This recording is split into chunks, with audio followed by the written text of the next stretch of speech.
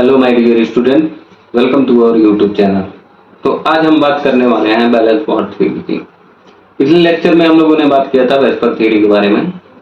अगर आप VSEPR theory को समझ लेते हैं तो इन सारे चैप्टर के चीज़ों को आप समझ जाएंगे। तो बैलेंस बॉन्ड थ्योरी को समझने से पहले वेस्पर थ्योरी को समझना बहुत जरूरी है, तो आप लोग पिछला लेक्चर देखिएगा। तो चलिए बात करते हैं बैलेंस बॉन्ड थ्योरी में। तो अगर हम बैलेंस बॉन्ड थ्योरी में कुछ इसके थ्योरी दिए हैं, उन पॉइंट को याद कर लें और शेप्स ऑफ द मॉलिक्यूल्स को याद कर लें तो हमारा ये थ्योरी तैयार हो जाता है। तो हम पहले बात करते हैं पहले पॉइंट की, बैलेंस बॉन्ड थ्योरी की। तो देखो, बैलेंस बॉन्ड थ्योरी में पहला पॉइंट ये है कि covalent bond is form by the overlapping of partially filled atomic orbital. जो कोवैलेंट बॉन्ड बनता है वो पार्शियली फिल्ड एटॉमिक ऑर्बिटल के कारण बनता है, कि मतलब कि जो इलेक्ट्रॉन आउटर मोस्ट ऑर्बिट में या ऑर्बिट में फिल नहीं होते हैं उनके कारण जो बनता है कोवैलेंट बॉन्ड बनता है। ये वेस्पर थ्योरी का पहला पॉइंट था। दूसरा पॉइंट कि अगर बॉन्ड लीनियर ओवरलैपिंग या जिसको हम हेड टू हेड ओवरलैपिंग करते हैं उससे अगर ये बॉन्ड बनता है, कोई बॉन्ड बनता है, तो उसको हम लोग सिग्मा बॉन्ड कहते हैं। ठीक है, जैसे कि ये एक एस ऑर्बिटल है जो कि ओवल शेप का होता है, सर्कुलर इन शेप है, और ये एस ऑर्बिटल है दूसरा। इनसे ये दोनों ऑर्बिटल अगर मिले तो इनके बीच में एक लीनियर ओवरलैपिंग हुई। इस लीनियर ओवरलैपिंग से जो बॉन्ड बना वो आपका पाई बॉन्ड था। ऐसे ही एक एस ऑर्बिटल है, एक पी ऑर्बिटल है, इनके ओवरलैपिंग से, लीनियर ओवरलैपिंग से जो बॉन्ड बना वो सिग्मा बॉन्ड बना। यहाँ पे दो पी ऑर्बिटल है, इनके ओवरलैपिंग से यहाँ पे जो बॉन्ड बना है वो कौन सा बॉन्ड बना है? सिग्मा बॉन्ड बना है। और सिग्मा बॉन्ड जो होता है वो पाई बॉन्ड से स्ट्रॉन्ग होता है। अब यहाँ पे आप लोग देख सकते हैं पैरेलल ओवरलैपिंग और साइड वे ओवरलैपिंग। तो पैरेलल ओवरलैपिंग या जिसको हम लोग साइड वे ओवरलैपिंग करते हैं, इससे जो बॉन्ड बनता है वो कौन सा बॉन्ड बनता है? वो आपका पाई बॉन्ड बनता है। और पाई बॉन्ड रिलेटिवली वीक होता है सिग्मा बॉन्ड से। तो आपके दिमाग में ये सवाल जरूर उठ रहा होगा कि पाई बॉन्ड जो होता है वो क्यों वीक होता है सिग्मा बॉन्ड से। तो यहाँ पे देखिए, यहाँ पे जब यहाँ पे क्या हुआ कि इन दोनों के बीच में बॉन्ड बना डबल शेप ऑर्बिटल और पी ऑर्बिटल के ओवरलैपिंग से, और ये पैरेलली ओवरलैपिंग किए, पैरेलल एक दूसरे के समांतर ओवरलैपिंग किए। जब ये ओवरलैपिंग किए हैं तो यहाँ पे भी देखिए मैंने माइनस साइन लगाया, यहाँ पे भी माइनस, यहाँ पे भी माइनस, और माइनस यहाँ प्लस में मैंने पॉजिटिव साइन लगाया जो कि न्यूक्लियस को दर्शाता है। ठीक है, तो जब ये बॉन्ड बना तो जो इलेक्ट्रॉन के क्लाउड थे वो एबव भी आ गए हैं। ये तो आपका एबव हो गया और यहाँ पे भी आ गए हैं, बिलो आ गए हैं। इसके कारण जो पाई बॉन्ड होता है वो कंपैरेटिवली सिग्मा बॉन्ड के तुलना में वीक होता है। ठीक है, अब तीसरा पॉइंट क्या है बैलेंस बॉन्ड थ्योरी का? In linear overlapping sigma bond, in parallel overlapping pi bond. Linear overlapping में आपका सिग्मा बॉन्ड बनता है और पाई ओवरलैपिंग में आपका, पैरेलल ओवरलैपिंग में आपका पाई बॉन्ड बनता है। किसी भी मॉलिक्यूल में जो सिंगल बॉन्ड होते हैं वो सिग्मा बॉन्ड होते हैं। Single bond is considered to be as a sigma bond. ठीक है, अगर कहीं डबल बॉन्ड बन रहा है, मान लीजिए कि यहाँ पे डबल बॉन्ड बन रहा है, तो पहले आपका जो बॉन्ड बनेगा वो सिग्मा होगा और बाद वाला जो बॉन्ड होगा वो पाई होगा। ये चौथा पॉइंट है। सिंगल बॉन्ड, पांचवा पॉइंट है sigma bond form first in double bond. Double bond में सिग्मा बॉन्ड जो बनता है वो पहले बनता है। सिक्स पॉइंट ये है कि in triple bond one is sigma bond and other two are pi bond. Triple bond में जो पहला बॉन्ड होता है वो सिग्मा बॉन्ड होता है, दो जो बॉन्ड होते हैं और वो क्या होते हैं? पाई बॉन्ड होते हैं। ठीक है, आई होप इन पॉइंट को आप पढ़िएगा। ठीक है, हमारा जो मेन इसमें का जो टॉपिक है वो application of balance bond theory है, जिसपे हम लोग क्या करेंगे? शेप्स ऑफ मॉलिक्यूल को बनाएंगे। तो ये टाइम बचाने के लिए मैंने क्या किया है, पहले ही सारे पॉइंट को लिख दिया है कि आप इसको देखें और समझें। उसके बाद से triple bond, in triple bond one is sigma bond and another two are pi bond. अब drawback of balance bond theory यहाँ पे मैंने बनाया भी है। ट्रिपल बॉन्ड में पहला सिग्मा और दो जो है वो आपके पाई बॉन्ड है। देखिए drawback of balance bond theory. Balance bond theory के ड्रॉबैक क्या थे? पहला, it is fail to explain coordinate covalent bonding. ठीक है, कोऑर्डिनेट कोवेलेंट बॉन्ड को एक्सप्लेन नहीं कर पाया। It is fail to explain odd electrons molecules और आयन, ये ऑड इलेक्ट्रॉन्स मॉलिक्यूल और आयंस को नहीं एक्सप्लेन कर पाया, जैसे कि जिसके ऑटोनोमस शेल में 3 इलेक्ट्रॉन है, 5 इलेक्ट्रॉन, 7 इलेक्ट्रॉन, ऐसे मॉलिक्यूल को और आयंस को ये थ्योरी एक्सप्लेन नहीं कर पाता है। उसके बाद से थर्ड पॉइंट इसका ड्रॉबैक ये है, it doesn't explain paramagnetic behaviour of oxygen, ये पैरामैग्नेटिक बिहेवियर ऑफ ऑक्सीजन को नहीं एक्सप्लेन करता है। अब हम लोग application of balance bond theory की तरफ जा रहे हैं। आई होप आप लोग इसको समझे होंगे, कोई बहुत बड़ा चीज नहीं था इसमें। तो चलिए application of balance bond theory की तरफ बढ़ते हैं, जो कि हमारा इंपॉर्टेंट टॉपिक है। Application of balance bond theory, मैं इसको शॉर्ट फॉर्म में बीबीटी लिख देता हूं। ठीक है, इसमें हम एक्सप्लेन करेंगे H2 मॉलिक्यूल को, फ्लोरीन को, हाइड्रोजन फ्लोराइड को। ठीक है, उसके बाद से इसमें एक्सप्लेन करेंगे आपके फ्लोरीन को भी कर दिया जाएगा। ठीक है, उसके बाद से हम ऑक्सीजन, नाइट्रोजन को एक्सप्लेन करेंगे। ठीक है, तो चलिए हम लोग इसकी शुरुआत करते हैं। ठीक है, तो सबसे पहले आपसे क्वेश्चन कैसे किया जाता है इसमें, formation of H2 according to, पहला हमारा एग्जांपल जो है, formation of hydrogen according to balance bond theory, oxygen का फॉर्मेशन बैलेंस बॉन्ड थ्योरी के अनुसार। ठीक है, इसके लिए हम क्या करते हैं, सबसे पहले इलेक्ट्रॉनिक कॉन्फ़िगरेशन लिखते हैं। H2 में आपका हाइड्रोजन में 2 हाइड्रोजन एटम है, तो दोनों का लिखेंगे हम 1s1 1s1। ठीक है, एक और हाइड्रोजन को लिखेंगे 1h1 1s1। ठीक है, इनके बीच में जो ओवरलैपिंग है वो क्या है, लीनियर ओवरलैपिंग है और हेड टू हेड ओवरलैपिंग है। इसलिए इसके बीच में जो बॉन्ड बनेगा वो क्या होगा, सिंगल बॉन्ड होगा, जिसको हम लोगों ने अभी थोड़ी देर पहले देखा, या जिसको हम लोग सिग्मा बॉन्ड कहते हैं। अब इसका मॉलिक्यूलर स्ट्रक्चर बनाते हैं बैलेंस बॉन्ड थ्योरी के अनुसार। तो हम लोग जानते हैं कि हाइड्रोजन एटम जो होता है वो एक एटम जिसमें s ऑर्बिटल है, तो s ऑर्बिटल का जो शेप होता है वो ओवल होता है। ठीक है, तो यहाँ पे मैंने लिख दिया 1s1, या इसको मैं हाइड्रोजन एटम लिख देता हूँ। ठीक है, इससे एक और s ऑर्बिटल के ओवरलैपिंग से ही तो बॉन्ड बन रहा है, इसलिए मैं s ऑर्बिटल को ही बना रहा हूँ। ये दूसरा s ऑर्बिटल, ठीक है, हाइड्रोजन एटम का, ये दोनों देखिए ओवरलैप कर गए हैं,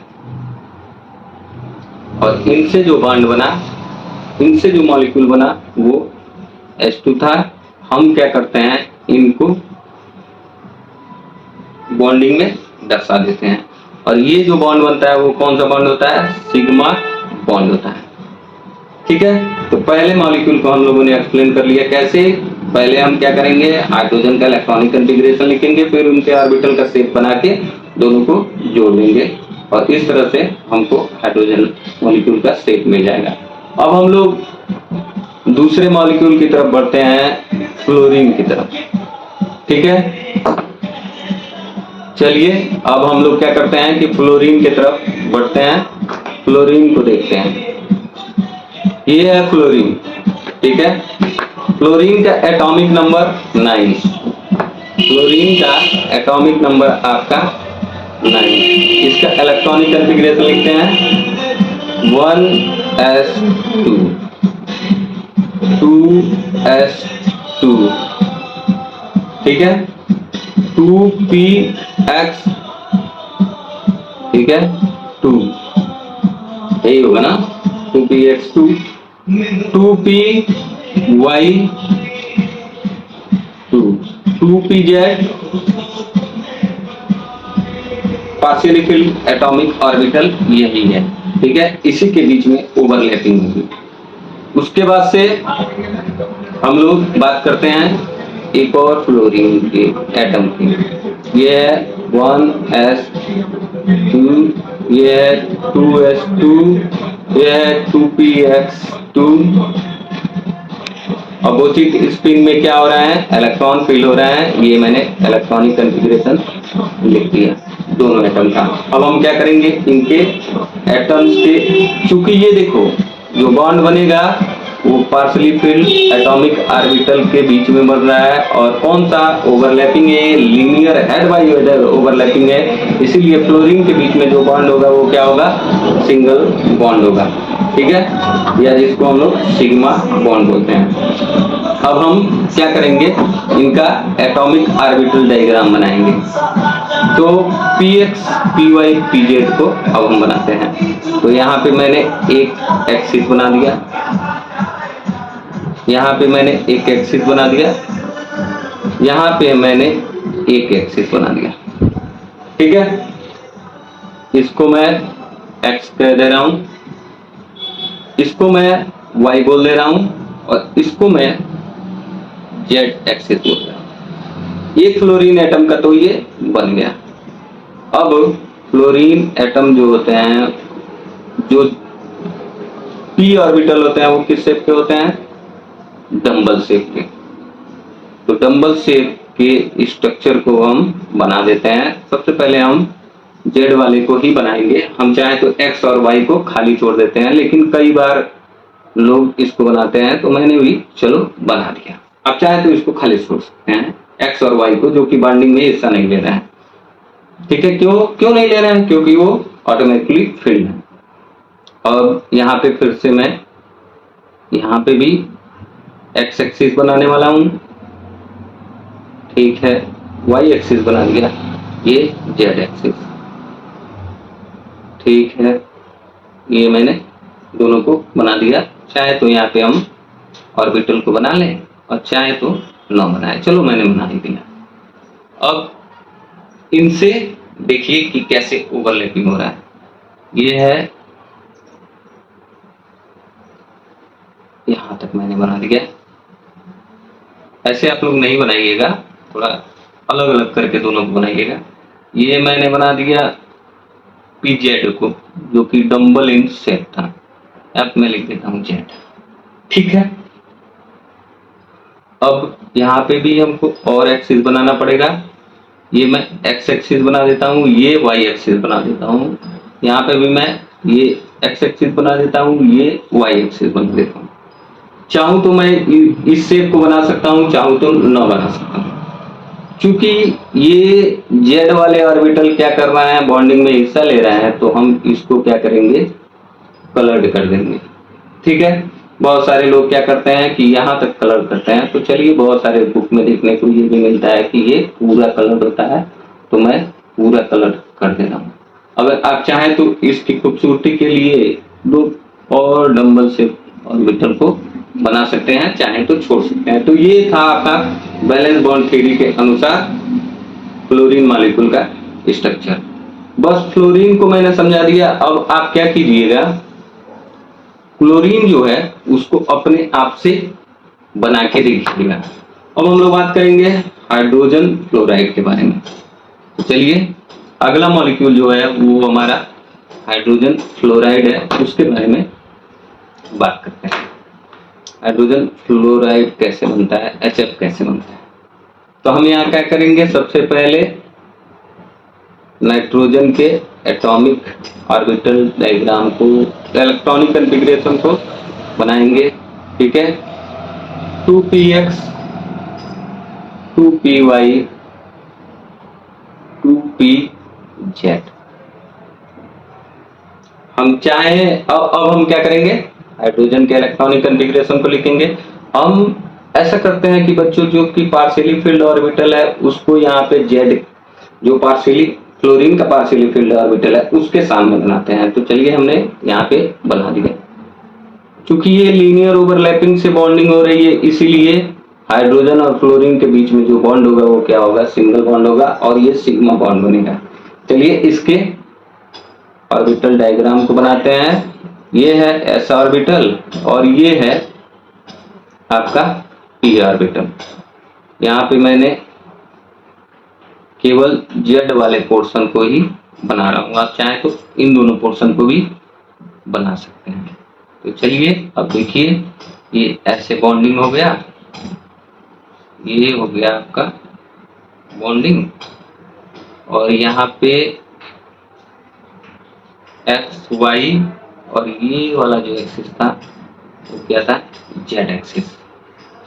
ठीक है, यहाँ पे बॉन्डिंग हो रही है, तो इस एरिया को आप चाहे तो सेलेक्ट कर सकते हैं या पूरे एरिया को आप चाहे तो सेलेक्ट कर सकते हैं। ये आपका हाइड्रोजन फ्लोराइड का स्ट्रक्चर हो गया according to valence bond theory.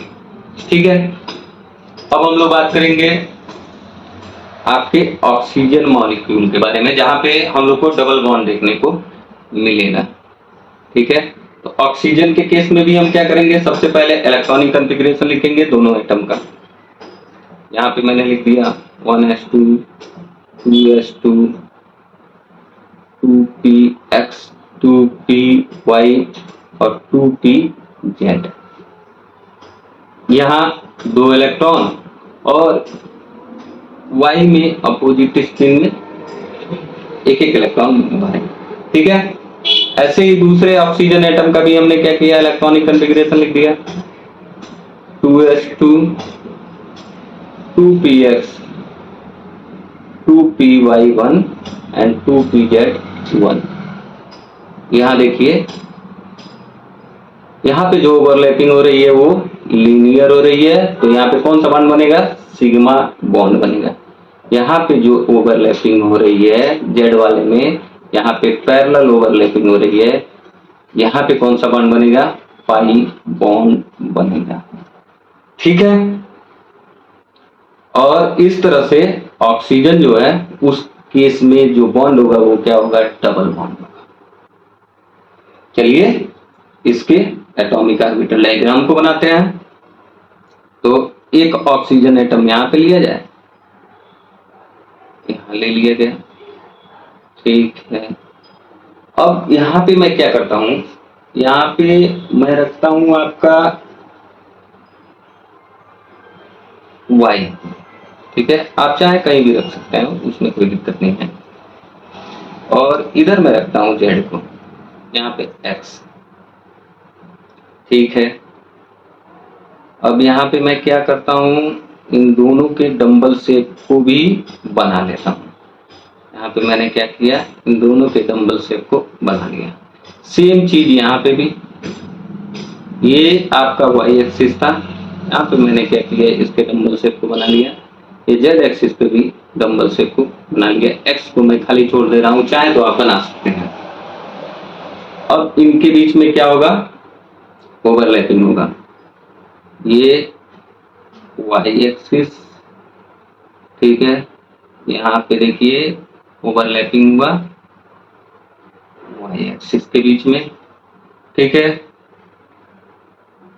ये ही तो था z एक्सिस।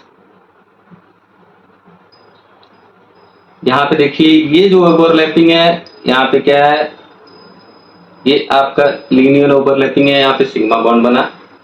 ठीक है, यहाँ पे पैरेलल ओवरलैपिंग है, इसको हम डॉटेड से दिखा दे रहे हैं।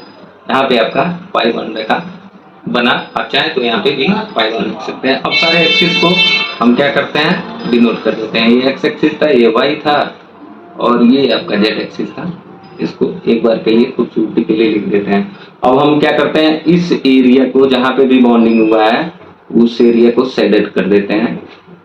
बहुत सारे किताबों में मॉडर्न तरीके में ऐसे किया जाता है। तो ये हमारा ऑक्सीजन का स्ट्रक्चर था। अब हम लोग बढ़ने वाले हैं अपने लास्ट एग्जांपल नाइट्रोजन की तरफ। Formation of nitrogen according to the valence bond theory.